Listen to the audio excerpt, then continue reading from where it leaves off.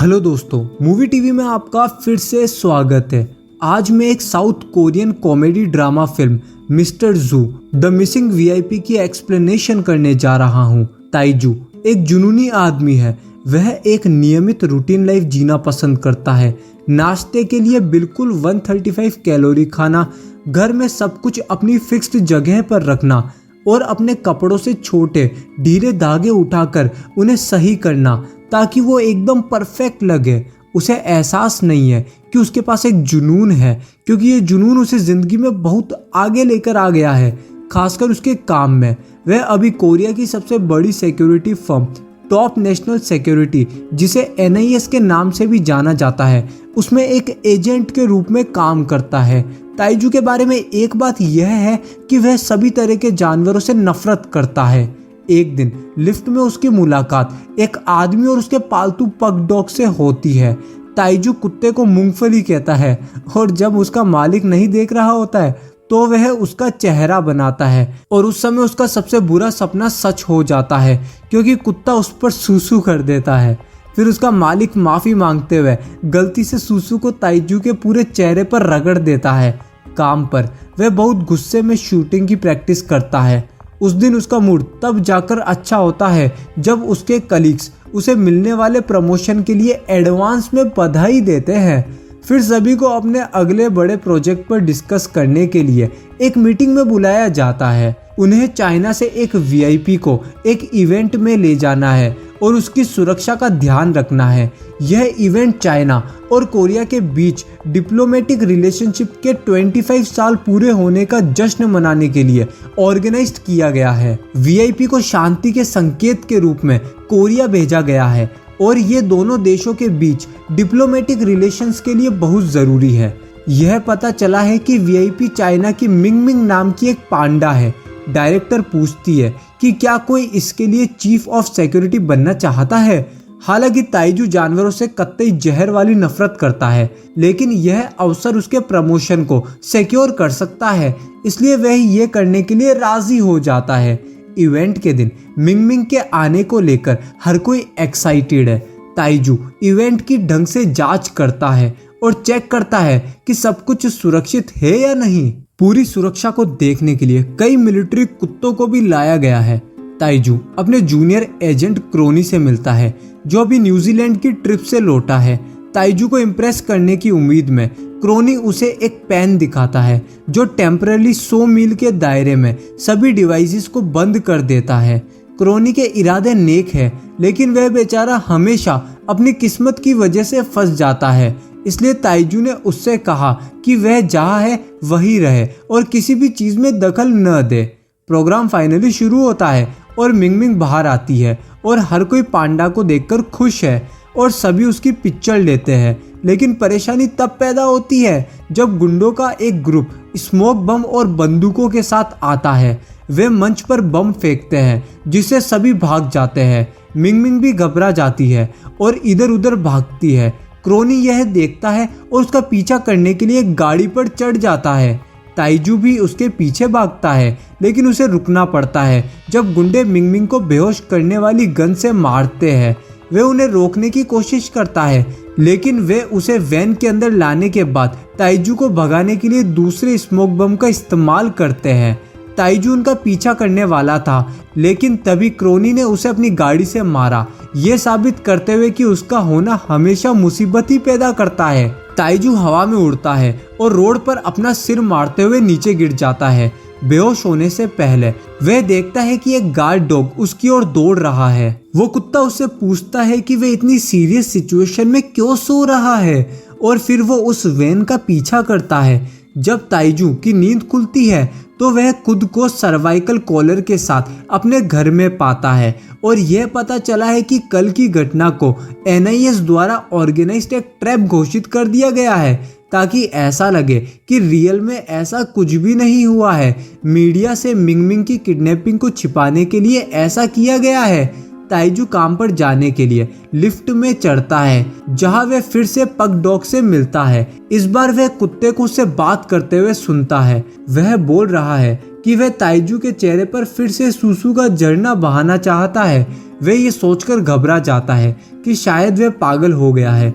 कुत्ता तब उस पर सूसू करने की कोशिश भी करता है, लेकिन उसके मालिक ने उसे आज कसकर पकड़ रखा है। ताइजू हेल्दी खाना और दवा खरीदने के लिए सीधे सुपरमार्केट जाता है, यह सोचकर कि वह बीमार है। स्टोर के पालतू जानवरों के सेक्शन में एक हैमस्टर ताइजू से उसे घर ले जाने के लिए विनती करता है और यहाँ तक कि डिस्काउंट भी देता है। उसके बाद एक हेजोग हैमस्टर से लड़ने की कोशिश करते हुए अपने रीढ़ के कांटों को बाहर निकालता है।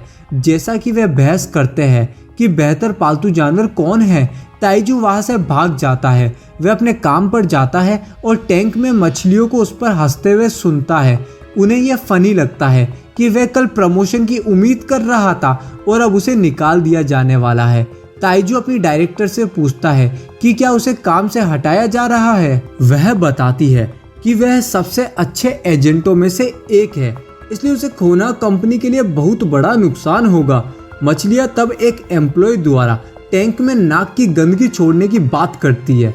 वह बहुत शोर करती है, इसलिए ताइजू परेशान होकर जोर से चिल्लाता है। फिर सभी एम्प्लॉयज उसे कंफ्यूजन से देखते हैं। वह डायरेक्टर से कहता है कि वह जानवरों से बात कर सकता है।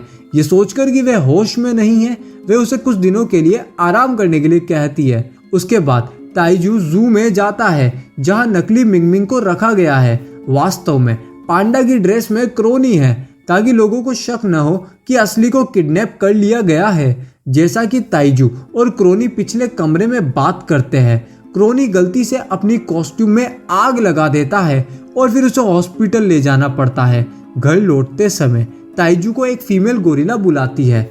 वे उसे ये बताने की कोशिश करती है कि उसे वीआईपी पांडा कहाँ मिल सकता है, लेकिन वह इस जानकारी के बदले में एक मैगजीन मांगती है। ताइजू उसके लिए नेशनल ज्योग्राफिक द्वारा पब्लिश्ड एक मैगजीन लाता है। उस मैगजीन में सेलिब्रिटी गोरिल्ला की तस्वीरें हैं, जिस पर फीमेल गोरिल्ला फिदा हो जाती है। फिर वह ताइजू को अली नाम के एक कुत्ते के बारे में बताती है, जो कल उसके बेहोश हो जाने के समय पर उसके ऊपर से कूदा था। उस कुत्ते ने किडनैपर्स का पीछा किया और अब भी उसे उनकी गंध याद है। अगर ताइजू को वो कुत्ता मिल जाता है तो वो उसे किडनैपर्स के पास ले जा सकता है। उस शाम वह एक खंडर पड़े घर में जाता है, जहाँ कुत्ता अपने दोस्तों के सामने अपनी बहादुरी के बारे में ऊंची ऊंची फेंक रहा है। बाकी जानवर उसे संदीप माहेश्वरी की तरह सुनते हैं, क्योंकि वह बताता है कि कैसे उसने सर्बिया में सोल्जर्स के एक ग्रुप को बचाया। जब ताइजू उनकी नज़र में आता है तो वे उस पर इंसान होने के कारण उस पर हमला कर देते हैं। फिर वे उन पर सॉसेज फेंकता है और सभी का ध्यान डिस्ट्रैक्ट करने में कामयाब हो जाता है। इसके बाद वह अली को पकड़ लेता है और उसके साथ भाग जाता है। कार से घर वापस आते हुए वह कुत्ते से पांडा के किडनैपर्स के बारे में पूछता है, लेकिन अली कुछ भी बताने से मना करता है। वह इस मौके का फायदा उठाता है और खूब सारा खाना मांगता है। आगे दोनों ताइजू के अपार्टमेंट में आते हैं। अली उस जगह के चारों ओर कुत्तों जैसे दौड़ता है और ताइजू उस रास्ते को साफ करने लगता है जिस पर वह चलता है। अगली सुबह ताइजू जाग जाता है और अपने अपार्टमेंट को पहचान नहीं पाता है, क्योंकि इस कुत्ते ने बुरी तरीके से चारों ओर तबाही मचा दी है। जैसे ही अली को डांटा जा रहा था, ताइजू की बेटी सियू यान अपने दो दोस्तों के साथ आ गई। सियू यान की मम्मी की डेथ बहुत पहले हो गई थी, जिसके बाद से उसका और ताइजू का रिश्ता पहले जैसा नहीं रहा। ताइजू की नौकरी के कारण वे एक साथ नहीं रहते हैं, इसलिए उसने उसे बर्थडे की पार्टी देने का वादा करते हुए उसे घर पर इनवाइट किया है। हालांकि घर को ऐसे देखकर उसे पता चलता है कि उसके पापा एक बार फिर से उसका बर्थडे भूल गए। जैसे ही ताइजू माफी मांगता है, अली सियुयान का ध्यान आकर्षित करता है। वह खुश है कि उसके पापा ने आखिरकार जानवरों के अपने डर पर काबू पा लिया है और एक कुत्ते को गोद ले लिया। ताइजू उसे चोट नहीं पहुंचाना चाहता, इसलिए वह उसे सच नहीं बताता। फिर वे पार्क में जाते हैं और कुत्ते के साथ खेलकर दिन का मजा लेते हैं। शाम को उसके जाने से पहले ताइजू उसे गले लगाने की कोशिश करता है, लेकिन छोटी लड़की उसे रोकती है और चिकी चिकी बूम कर देती है। आसपास की आतिशबाजी अली को सर्बिया में उसके समय की याद दिलाती है और वह डर जाता है। पूछने पर वह कहता है कि उसे उस आदमी की गंध याद है जिसने मिंगमिंग का किडनैप किया था। यह वही आदमी था जिसने सर्बिया में अपने मास्टर की हत्या की थी। एक फ्लैशबैक में हमें दिखाया जाता है कि अली एक शर्मीला कुत्ता था जब तक कि उसकी मालिक सू ही नहीं आई थी। वह एकमात्र लड़की थी जिसके साथ वह मिला था। लेकिन एक दिन जब वे दुश्मन के इलाके में थे, एक विस्फोट ने उसे मार डाला। अली ने विस्फोटक लगाने वाले आदमी पर हमला करने की कोशिश की और पता चला कि उसके पास नकली पैर है। फिर वह भी उस आदमी को नहीं रोक सका। उस दिन जब मिंगमिंग को किडनैप कर लिया गया था, उसने उस आदमी की गंध को फिर से सूंघा और उसे पहचान लिया। उसकी कहानी जानने के बाद ताइजू को कुत्ते के लिए बुरा लगा। आगे मजाक करते हुए ताइजू बाकी कुत्ते की तरह उसे उसके पिछवाड़े को सूंघने के लिए कहता है। आगे कहीं वेयर हाउस में मिंगमिंग केवल अच्छी क्वालिटी की बैम्बू खाने के लिए कहती है, न कि सस्ती टहनियाँ। इसलिए किडनैपर्स एक खेत से बैम्बू ले आते हैं। अगले दिन अली ताइजू को एक बैम्बू के खेत में ले जाता है जहां उसे किडनैपर की गंध आती है। वे वहां पालतू बकरी से पूछते हैं और किडनैपर्स की लाइसेंस प्लेट का नंबर ढूंढते हैं। आगे रिसर्च के बाद वे एक सक्सेसफुल बायोटिक कंपनी के फाउंडर मेनसिक के सामने आया। उसकी पिक्चर देखने पर अली तुरंत उसे मिंगमिंग के किडनैपर्स के रूप में पहचान लेता है। ताइजू को शक है लेकिन वह अली पर भरोसा करता है। वे कंपनी के हेडक्वार्टर्स में जाते हैं और पाते हैं कि मेनसिक एक नया प्रोजेक्ट शुरू करने वाला है। वह एक असली पांडा के जीन का क्लोन बनाकर एक टॉय पांडा बनाने की योजना बना रहा है। वे एक नई स्पीशीज की तरह होंगे जिसे लोग पालतू जानवर के रूप में रख सकते हैं, क्योंकि चाइनीज गवर्नमेंट दुनिया भर के पांडा के लिए एक्सक्लूसिव राइट्स रखती है। इसलिए उसने मिंगमिंग को उसके जीन का इस्तेमाल करने के लिए चुरा लिया है। ताइजू मेनसिक और उसके बॉडीगार्ड्स पर हमला करता है और उसे गिरफ्तार करने में कामयाब होता है। वे जल्दी से क्रिमिनल को NIS हेडक्वार्टर में ले जाता है और गलती से अली को पीछे ही छोड़ देता है। NIS की डायरेक्टर उससे पूछती है कि किडनैपिंग में मेनसिक के शामिल होने के बारे में उसके पास क्या सबूत है, लेकिन ताइजू के पास कोई जवाब नहीं है। उसे पता चलता है कि किडनैपिंग के समय मेनसिक न्यूयॉर्क में था। झूठे आरोप के कारण ताइजू को नौकरी से निकाल दिया जाता है। छोड़े जाने के बाद मेनसिक सीधे उन लोगों के पास जाता है जिन्हें उसने मिंगमिंग का किडनैप करने के लिए हायर किया था। यह पता चला है कि मिंगमिंग को किडनैप करने वाला डिमित्री नाम का एक टेररिस्ट था। अली कंफ्यूज्ड हो गया क्योंकि डिमित्री ने मेनसिक की तरह दिखने के लिए एक रियलिस्टिक मास्क पहन रखा था। बदले में डिमित्री की सर्विस के लिए वह मेनसिक से एक्सप्लोजिव कैप्सूल मांगता है। ये कैप्सूल जब भी किसी इंसान या जानवर को खिलाया जाएगा तो टाइमर एक्टिवेट हो जाएगा और ये एक खतरनाक बॉम्ब की तरह फट जाएगा। अली, जो अब तक मेनसिक को फॉलो कर रहा था, वो यह सब सुनता है और सच्चाई का पता लगाता है। वह मिंगमिंग से भी मिलता है और उसे बचाने का वादा करता है। वह फिर ताइजू के घर वापस चला जाता है और दरवाजे की घंटी बजती है, लेकिन ताइजू ने दरवाज़ा नहीं खोला। वह अब कुत्ते पर भरोसा नहीं करता क्योंकि उसकी वजह से उसकी नौकरी चली गई। आगे मिलिट्री के लोग कुत्ते को दूर ले जाते हैं। जब स्यूयान अली की तलाश में लौटती है तो उसे पता चलता है कि उसके पापा ने उसे छोड़ दिया। यह देखकर स्यूयान उससे दुखी है और परेशान है। ताइजू अली की जान बचाने का फैसला करता है। वह मिलिट्री डॉग शेल्टर में जाता है और उसे बचाता है। कुत्ता बहुत खुश है, लेकिन ताइजू ने बताया कि वह उससे नफरत करता है। वह अली से दूर जाने के लिए कहता है, लेकिन कुत्ता जिद पर अड़ा रहता है। एंड में वह बताता है उसने मिंगमिंग को देखा और फिर वो ताइजू को पहाड़ियों में एक वेयर हाउस में लाया। संयोग से वे क्रोनी से मिलते हैं जो हाइकिंग के दौरान खो गया था। ताइजू जानता है कि उसकी उपस्थिति का मतलब बैड लक है, इसलिए वह उसे बाहर रहने के लिए कहता है। उसके बाद अली और ताइजू सावधानी से वेयर हाउस में घुस जाते हैं। इलेक्ट्रिक गन का इस्तेमाल करके वे लगभग सभी टेररिस्ट को मारने में सफल होते हैं। डिमित्री और ताइजू में झगड़ा हो जाता है। ताइजू मारा जाने वाला होता है, लेकिन अली उसे बचाता है और दोनों पांडा के साथ भाग जाते हैं। वे पहाड़ी पर चढ़ते हैं और कई डब्बों को नीचे लुढ़का देते हैं ताकि टेररिस्ट उनका पीछा न कर सके।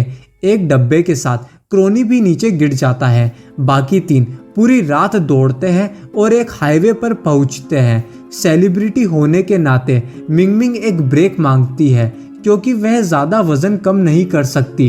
बाद में वह एक बस में चढ़ जाते हैं, यह दिखाते हुए कि मिंगमिंग पांडा की कॉस्ट्यूम में एक इंसान बैठा है। घर पहुंचने पर ताइजू अपनी बेटी को बुलाता है और उसे मिंगमिंग से मिलवाता है। वे लंबे समय तक एक साथ खेलते हैं। वापस वेयर हाउस में मेंसिक मिंगमिंग के लापता होने के कारण गुस्से में है। जब वह डिमित्री पर चिल्लाता है तो टेररिस्ट उसे एक्सप्लोजिव की गोली खिलाता है और उसे एक कमरे के अंदर बंद कर देते हैं। यह पता चला है कि डिमित्री का ओरिजिनल प्लान पांडा को गोली खिलाने और उसे वापस जू में सौंपने की थी। वह एक ऐसे इवेंट में शामिल होने वाली थी जहां चाइना और कोरिया के लीडर्स मुलाकात करने वाले थे।